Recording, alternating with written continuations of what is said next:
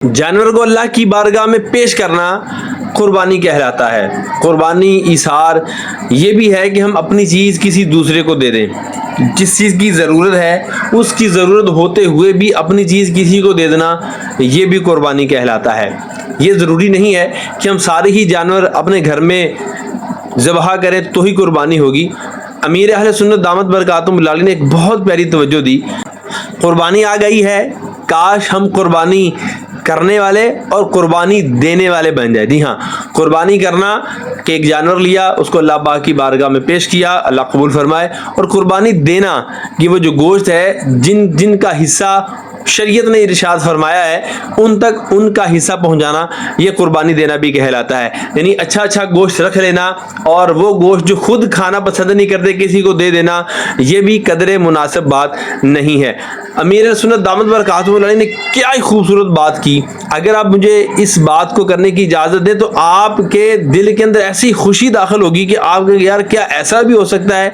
बात इरशाद फरमाई कि ज़रूरी नहीं है कि हम सारे ही जानवर अपने घर में ज़बह करें।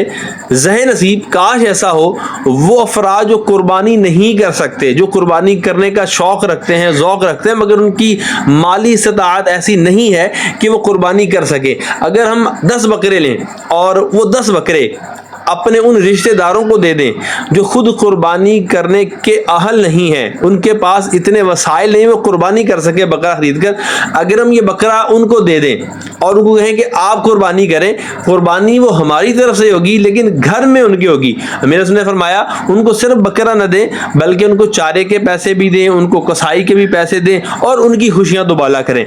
आप तसव्वुर कीजिए, जब मैंने ये सुना तो मैं क्या अशश कर उठा कि यार क्या खूबसूरत जज्बा है, क्या खूबसूरत रहनुमाई है, क्या खूबसूरत दिलजोई है, क्या खूबसूरत भाईचारा है, क्या खूबसूरत कुर्बानी है।